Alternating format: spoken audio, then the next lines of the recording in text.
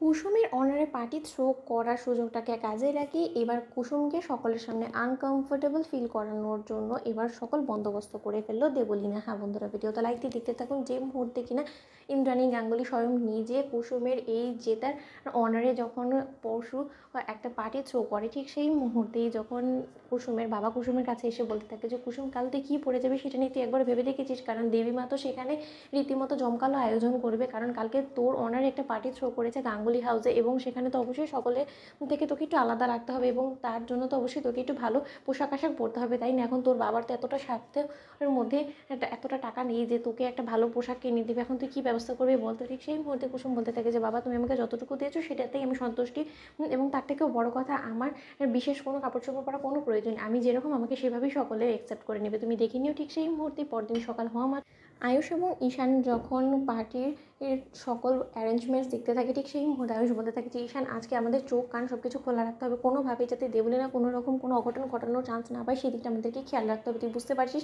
ঠিক সেই মুহূর্তেই সেখানে কুসুম চলে আসে, এবং কুসুম চলে আসা মাত্র ঈশান বলতে থাকে যে আরে জাদুকর, আজকে তুমি কোনো রকম কোনো রান্না বানাতে নিজেকে ব্যস্ত করে ফেলো না, আজকে তোমার জন্য অনেক বড় একটা ইম্পর্টেন্ট দিন, এবং আমাদের অনেক ওভারসিজ অনেক বড় বড় ক্লায়েন্টসরা আসবে, আজকে তোমাকে তাদের সামনে রীতিমতো এমনভাবে প্রেজেন্ট হতে হবে যাতে করে কিনা কেউ বুঝতেও না পারে এই জিনিসটা যে তোমার সেরকম কোনো অভিজ্ঞতাই নেই এরকম মডেলিং ফডেলিং করোনি, ঠিক আছে তো?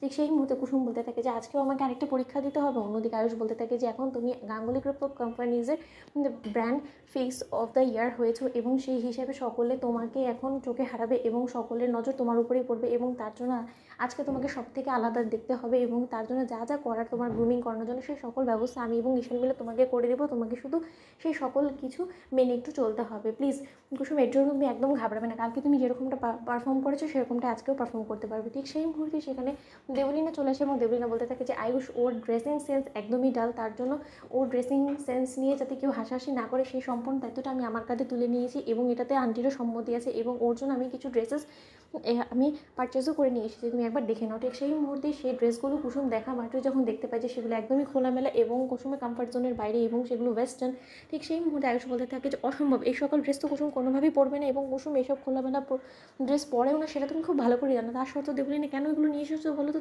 তুমি কোনোভাবে ওকে জব্দ করতে চাইছো, তাই না? কিন্তু এটা করে দেবলীনা, তুমি যতই চেষ্টা করো না কেন, আজকে পার্টিতে ওকে তুমি কোনোভাবেই হাসির খোরাক করে তুলতে পারবে না, এবং সেটা যাতে কোনোভাবেই না পারো তার সকল ব্যবস্থা আমি এবং ঈশান মিলে করবো। অন্যদিকে দেবলীনা বলতে থাকে যে ও মাই গড, সব কিছুতে তোমরা যদি এরকম করে ইন্টারফেয়ার করার চেষ্টা করো তাহলে কী করে চলবে বলো তো?